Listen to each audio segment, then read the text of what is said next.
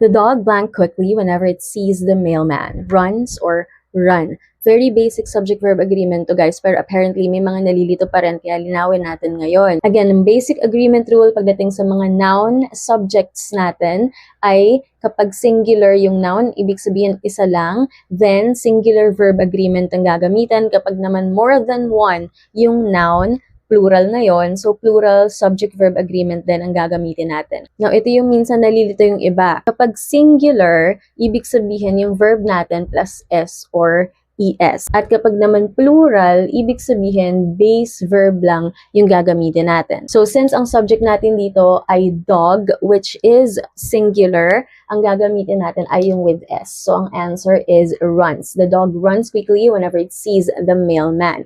Minsan kasi napagpapalit. Kasi halimbawa, kung plural ito, dogs, di ba may S siya? So, parang ang iniisip, since may S yan, may S na din yung verb. So, hindi siya ganon. Tandaan nyo lang na kapag singular, yun yung verb na may S or ES. Kapag naman plural, yun yung base verb lang. So, halimbawa dito, dogs, ang sagot dyan kapag ganyan ay run, yung walang S.